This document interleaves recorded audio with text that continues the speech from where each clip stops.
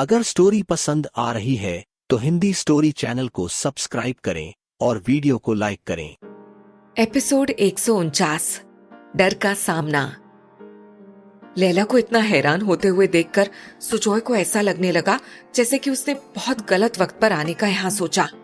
उसने धीरे से कहा, वो कल हमारी बात हुई थी ना ड्राइविंग के लिए।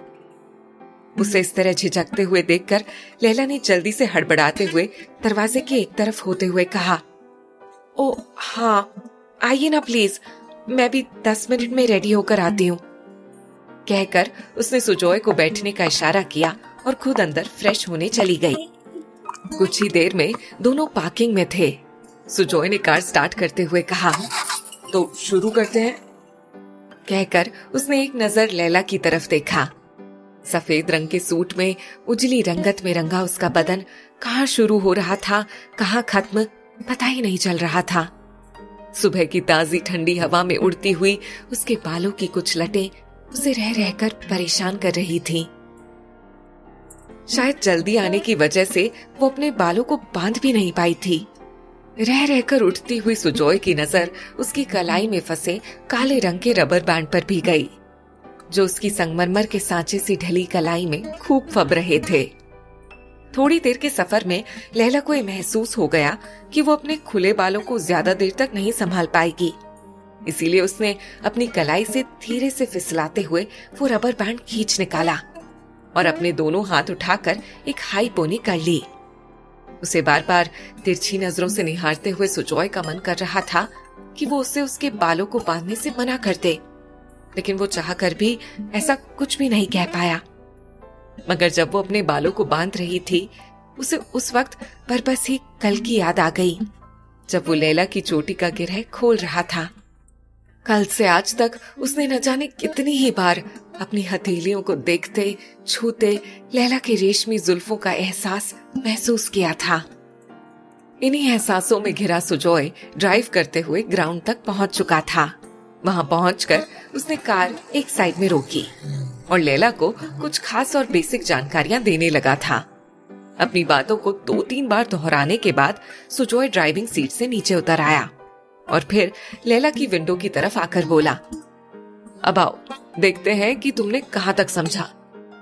लेकिन लैला के चेहरे पर एक झेप भरी मुस्कुराहट थी। उसने धीरे से कहा, ये कुछ ज्यादा जल्दी नहीं हो जाएगा? मेरा मतलब है कि आप मुझे कुछ और देर चलाकर दिखा दें। पता नहीं इतनी जल्दी मैं ये सब कर पाऊंगी या नहीं। तब सुजॉय ने उसे हिम्मत बंधाते हुए कहा, मुझे लगता है कि तुम बेकार में इतना घबरा रही हो, क्योंकि चीजें ऐसे ही सीखी जाती हैं। जब तक तुम अपने डर से मुकाबला नहीं करोगी, तब तक तुम अगले स्टेज में नहीं पहुंच सकती। और इसके लिए बहुत जरूरी है कि तुम अपनी जीत की तरफ पहला कदम तो बढ़ाओ। कहकर उसने लैला की तरफ का दरवाजा खोल दिया। कुछ घबराई हुई सी लैला वहां से उतरकर ड्राइविंग सीट पर आ बैठी और सुजॉय उसकी जगह पर आ बैठा। उसके ड्राइविंग सीट संभालते ही सुजॉय ने उसे एक बार फिर से ब्रीफ किया, चलो एक बार फिर से रिपीट करते हैं, ओके? इस बार तुम मुझे बताओगी कि मैंने तुम्हें क्या क्या समझाया। सुजॉय के पूछते ही लैला ने बारी बारी से एक्सेलरेटर, ब्रेक और क्लच की तरफ इशारा करते हुए उससे जुड़ी वो सारी बातें एक बार में ही बता दी जो अभी अभी सुजॉय ने उसे सिखाई थी। सुजॉय की नजरों में उसके लिए तारीफों का अक्स उभर आया था। उसने लैला की तरफ गौर से देखते हुए कहा, वेरी गुड, देखा तुम्हें एक बार में ही सब याद हो गया। तुम खामोखा परेशान हो रही थी। उसकी बात पर लैला धीरे से मुस्कुराई और फिर कहा, आप तो ऐसे कह रहे हैं जैसे मैंने ये बातें बताकर अपनी ड्राइविंग के लिए सर्टिफिकेट ले लिया हो आपसे। सुजॉय को उसकी मासूमियत भरे लहजे में कही गई ये बात मुस्कुराने पर मजबूर कर गई थी। अब उसने लैला को गियर्स के बारे में समझाया और फिर बोला, कार चलाने से पहले कुछ बहुत जरूरी बात हमेशा याद रखना। पहला तो ये कि कहीं भी किसी भी कार में बैठो तो सबसे पहले हमेशा कुछ चीजें चेक करके ही बैठना, जैसे कि ये साइड व्यू मिरर और ये रियर व्यू मिरर, उनकी पोजीशन सही है या नहीं। और दूसरा, कार के ब्रेक्स, ये हैंड ब्रेक और ये पैर की ब्रेक ठीक है कि नहीं। कहते हुए उसने सारी चीजों की तरफ इशारा करते हुए उसे समझाया। फिर कुछ देर के बाद सारी बातें 2-3 बार रिपीट करके उसने एक बार फिर से कहा, मुझे लगता है सीधे सीधे ड्राइव करने के लिए इतनी जानकारी काफी है। अब तुम बिना किसी हिचक के कार स्टार्ट करो और आगे बढ़ने की कोशिश करो, और डरना बिल्कुल भी मत। मैं यही हूं, तुम्हारे पास, तुम्हारे साथ। सुजॉय ने अपनी आखिरी बात कुछ इस तरह से कही कि लैला चौंक कर उसकी तरफ देखने के लिए मजबूर हो गई।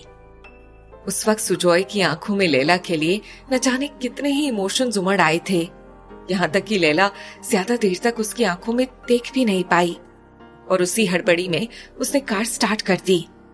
सुजॉय ने उसे बताते हुए गियर चेंज किया और बोला, अब धीरे धीरे एक्सीलरेटर पर पैर का दबाव बढ़ाओ और उतने ही धीरे से क्लच को छोड़ना है। लैला ने उसके कहे मुताबिक वैसा ही करने की कोशिश की, लेकिन 2-3 बार वैसा करने की कोशिश में क्लच पर होल्ड जल्दी ही हट जा रहा था, इसीलिए कार बार बार आगे बढ़ने की बजाय रुक जा रही थी।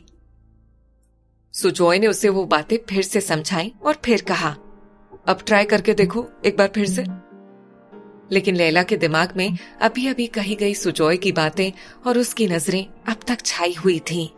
उसका ध्यान बार बार उन्हीं पिछले पलों में जा रहा था। यही वजह थी कि इस बार उसने क्लच तो धीरे से ही छोड़ा, लेकिन एक्सेलरेटर पर एक साथ पूरा दबाव दे दिया। इतना होना था कि कार किसी पागल हाथी की तरह डोलती हुई आगे बढ़ने लगी। ये देखकर लैला की रही सही हिम्मत भी चली गई और उसने गाड़ी को आगे कंट्रोल करने की बजाय स्टीयरिंग व्हील दाएं बाएं घुमाते हुए अपनी आंखें बंद कर ली। उसकी ऐसी हरकत पर सुजॉय ने लगभग चीखते हुए उसे पुकार कर कहा, लैला ये क्या कर रही हो? आंखें खोलो, सामने देखो एंड बी फोकस्ड। उसके इस तरह चिल्लाने पर लैला ने आंखें तो खोली, लेकिन ठीक उसी वक्त उसने देखा कि कार ग्राउंड की बाउंड्री से अब टकराने ही वाली है। ये देखकर उसने दोबारा से अपनी आंखें मीच ली। तभी सुजॉय ने एकदम से गियर न्यूट्रल पर किया और चाबी घुमाकर इग्निशन ऑफ कर दी। जैसे ही कार रुकने की आवाज आई, लैला ने डरते डरते अपनी आंखें खोली और सामने देखा। उसकी कार दीवार से बस कुछ इंच की दूरी पर ही थी। उसका एक हाथ अब भी अपने सीने पर था। उसकी सांसें किसी धोनी की तरह तेज तेज चल रही थी। सुजॉय ने उसकी हालत देखी तो नरम लहजे में पूछा, आर यू ओके? लैला ने धीरे से हाँ में सिर हिलाया और बोली, मैं कह रही थी ना आपको, मुझे इतनी जल्दी ट्राई नहीं करना चाहिए था। लैला के लहजे में एक घबराहट सी थी। सुजॉय को लगा कि उसने अगर लैला के दिमाग में अभी अभी होने वाली इस इंसिडेंट का डर नहीं निकाला तो फिर शायद आगे उसे ड्राइविंग सीखने में काफी मुश्किल का सामना करना पड़ सकता है।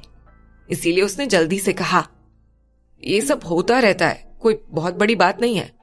तुम फिर से ट्राई करके देखो, इस बार सब सही होगा। और जब भी लगे ना कि कुछ संभाला नहीं जा रहा तो ब्रेक पे पैर दबा देना और आंखें कभी बंद मत करना। सुजॉय की बातें सुनकर लैला ने जल्दी से मना करते हुए कहा, फिर से? नहीं नहीं, बिल्कुल भी नहीं। पता चला इस बार तो आपने किसी तरह रोक लिया था, लेकिन अगली बार ऐसा कुछ भी हुआ तो मेरी नई गाड़ी का बैंड बज जाएगा, और मैं नहीं चाहती कि मेरे ठीक से चलाने से पहले ही कार को सर्विस सेंटर में भेजना पड़े। लेकिन सुजॉय को पता था कि उसे लैला को किसी भी तरह से अभी ही एक बार फिर ड्राइविंग के लिए मनाना ही पड़ेगा।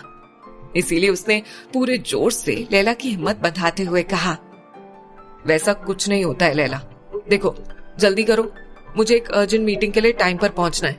इतनी देर में तुम कम से कम इस ग्राउंड के 2-3 राउंड तो लगा ही लोगी, तो हम जल्दी से यहाँ से वापस लौट सकेंगे। लैला ने जब ये सुना तो मन ही मन में खुद से बोली, देख लैला, तेरी वजह से सुजॉय साहब का भी वक्त बर्बाद हो रहा है। उन्होंने तुझे खुद से ड्राइविंग सिखाने के लिए आगे बढ़कर बोला है, और तू है कि इतनी जल्दी हिम्मत हार रही है। लैला को ऐसे सोच में डूबा हुआ देखकर सुजॉय ने एक बार फिर से उसे आवाज लगाई, अरे किन सोचों में डूबी हुई हो? जल्दी से कार स्टार्ट करो और बैक करते हुए सीधी करो। उसकी बात सुनकर लैला कुछ चौंकी तो जरूर, लेकिन उसका मन अभी भी डरा हुआ था। मगर सुजॉय भी ठान चुका था, इसीलिए उसने गियर पर अपना हाथ रखते हुए कहा, ठीक है, अगर तुम्हें इतना ही डर लग रहा है तो स्टीयरिंग और गियर मैं संभालता हूं, तुम सिर्फ एक्सेलरेटर और ब्रेक पर ध्यान दो, ओके? कहकर उसने ड्राइविंग सीट के कुछ और करीब आकर बेख्याली में स्टीयरिंग व्हील पर अपना दूसरा हाथ रख दिया और उसका हाथ। अगर स्टोरी पसंद आ रही है तो हिंदी स्टोरी चैनल को सब्सक्राइब करें और वीडियो को लाइक करें। ठीक उसी जगह पर पड़ा जहाँ पर लैला का हाथ पहले से मौजूद था। लैला ने एकदम से चौंकते हुए अपने हाथ को पीछे कर लिया। एक पल को तो उसे ऐसा महसूस हुआ कि सुजॉय के हाथ का टच पाते ही उसकी पूरी बॉडी में जैसे कोई करंट सा दौड़ गया हो। सुजॉय ने उसे इस तरह रिएक्ट करते हुए देखा तो कुछ शर्मिंदा होते हुए बोला, सॉरी, वो मैंने देखा नहीं। कहते हुए उसने गाड़ी बैक गियर में डाली और लैला को एक्सीलरेटर दबाने के लिए कहा। लैला ने डरते डरते बड़ी हिम्मत के बाद धीरे से एक्सीलरेटर पर पैर रखा और इस बार कार स्मूथली पीछे होती चली गई। ये देखकर लैला ने राहत की सांस ली। उसके बाद सुजॉय ने गियर चेंज की और फिर उसके स्टीयरिंग व्हील मोड़ते हुए कार की डायरेक्शन चेंज कर दी। अब कार ग्राउंड के चक्कर लगा रही थी। कबीर अपने लॉन में बैठा सुबह की चाय पी रहा था। तभी मेन गेट से पार्थो की गाड़ी एंटर होते हुए दिखी। कुछ ही देर में पार्थो कबीर के सामने वाली चेयर पर बैठा हुआ था। उसने बैठते ही कहा, तुमने बताया नहीं कबीर कि तुमने क्या डिसाइड किया है। इलेक्शन के दिन नजदीक आते जा रहे हैं, इसीलिए चंद्रा जल्द से जल्द तुम्हारा जवाब चाहता है। कबीर ने अश्विन को पार्थो के लिए भी चाय लाने का इशारा किया और फिर उससे बोला, सॉरी यार, इन दिनों में काफी बिजी था मैं, इसीलिए ये बात ध्यान से ही निकल गई। वैसे जिस दिन ये बात छिड़ी गई थी मैंने उसी दिन इसके बारे में खूब सोचा था और तब जाकर मुझे लगा कि मैं चंद्रा के लिए कैंपेनिंग कर सकता हूँ। ये सुनते ही पार्थो इतना खुश हो गया कि उसने कबीर की बात बीच में ही काटते हुए कहा, मुझे मालूम था कि तुम इनकार नहीं करोगे। Thank you so much. मैं अभी के अभी ये बात चंद्रा को बताता हूँ। कबीर ने जब उसे इतना एक्साइटेड होते हुए देखा तो कहा, रिलैक्स पार्थो, तुम्हारी ये जो जल्दबाजी वाली आदत है ना, वही सबसे ज्यादा खराब है। पहले मेरी पूरी बात तो सुन लो, फिर उसके बाद चंद्रा को मेरा मैसेज दे देना। सुनकर पार्थो कुछ शांत सा होते हुए बोला, ठीक है, बताओ क्या है पूरी बात। तब कबीर ने आगे कहा, चंद्रा को कहना कि मैं उसके लिए कैंपेनिंग करने को तैयार हूं, लेकिन उसके लिए मैं अकेला नहीं आऊंगा। चंद्रा को कैंपेनिंग में लैला को भी शामिल करना होगा। ये बात सुनकर पार्थो को जैसे कोई शौक सा लगा। उसने हैरान होते हुए पूछा, are you serious? I mean, एक बार को तो तुम्हारा कैंपेन में शामिल होना समझ में आता है, लेकिन वो लड़की, उसे पॉलिटिक्स का क्या ही आइडिया होगा। आखिर खूबसूरत चेहरे के बिना पर हम किसी को कितना और कहां ढो सकते हैं। कबीर को पार्थो का लैला के बारे में इस तरह कहना कुछ बुरा सा लग गया। उसने कुछ सख्त लहजे में कहा, किसी के भी अंदर और कौन कौन से टैलेंट हो सकते हैं ये जानने के लिए या महसूस करने के लिए बहुत जरूरी होता है पार्थो, कि हम उसे सिर्फ उसके चेहरे तक, उसकी खूबसूरती तक ना देखें। मैंने उस लड़की में एक स्पार्क महसूस किया है। अभी जिस तरह से वो सिने एम्प्लॉइज एसोसिएशन की सेक्रेटरी के पोस्ट पर रहते हुए स्टेप्स ले रही है ना, वो ये साबित करने के लिए काफी है कि उस लड़की की कैपेबिलिटीज कितनी ज्यादा हैं। और वैसे भी ये कोई पहली बार तो नहीं होगा कि कोई एक्ट्रेस इलेक्शन कैंपेन में पार्टिसिपेट करेगी। इंडस्ट्री के पॉपुलर चेहरे तो हमेशा से ये काम करते आए हैं। कबीर ने जब लैला के फेवर में इतनी सारी बातें कही, तब पार्थो को समझ आ चुका था कि ये कबीर का आखिरी फैसला है, इसीलिए अब उससे बहस की कोई गुंजाइश ही नहीं थी। इसीलिए उसने उठते हुए कहा, ठीक है, मैं तुम्हारा मैसेज चंद्रा को दे दूंगा, बाय। कहकर वो वहां से चला गया। लगभग 2 घंटे की लगातार मेहनत के बाद अब लैला ने स्टीयरिंग पर कुछ कुछ कमांड पा लिया था। वापसी के लिए सुजॉय ने फिर से ड्राइविंग सीट संभाल ली थी। तभी सुजॉय ने कहा, आज ना मैं तुम्हें एक मस्त जगह पर वड़ा पाव खिलाने ले चलता हूँ। पता है वो जगह बहुत पुरानी है, मैं बचपन से वहीं जा रहा हूँ, लेकिन आज भी वहां के वड़ा पाव का स्वाद बिल्कुल वैसा ही है। कुछ ही देर में सुजॉय ने जब गाड़ी रोकी तो लैला कुछ चौंक सी गई। ये जगह काफी जानी पहचानी सी लग रही थी। उसकी नजर बस ही सामने फुटपाथ की तरफ उठ गई। पागल माई अब भी अपनी मैली कुचैली कुछ गठरियों के साथ वहां मौजूद थी। लैला के मन में जैसे कचोट सी उठी। पगली माई अब तक इसी हाल में यहाँ है और मैंने कभी पलटकर ये जानने की कोशिश तक नहीं की कि वो किस हाल में है। हे भगवान, मुझसे कितनी बड़ी भूल हो गई है। न जाने क्यों लैला को उन्हें देखकर खुद में बेहद शर्मिंदगी सी महसूस हुई। सुजॉय ने उसे ऐसे ठिठकते हुए देखा तो बोला, क्या हुआ, रुक क्यों गई? कहते हुए उसने लैला की नजरों का पीछा किया तो उसकी नजरें भी पागल माई पर जा टिकी। तब उसने कहा, ये पगली माई है, हमेशा से इन्हें भी यहाँ देखता आया हूँ। एक बेटे के इंतजार में जिंदा रहना क्या होता है वो इन्हें देख के समझ सकते हैं। फिर उसने भी वही सुनी सुनाई बातें लैला को बताई जो वो अक्सर सुनती आई थी। वड़ा पाव वाले स्टॉल पर पहुंचकर सुजॉय ने दोनों के लिए एक एक प्लेट वड़ा पाव लिया। लैला ने टेस्ट किया तो वाकई मजेदार थे। खाने के बाद जब सुजॉय ने एक एक्स्ट्रा पाव पैक करवाया तो लैला चौंक सी गई। तब सुजॉय ने बताया, ये पगली माई के लिए, मैं जब भी यहाँ वड़ा पाव खाने आता हूँ ना तो उनके लिए भी जरूर पैक करवाता हूँ।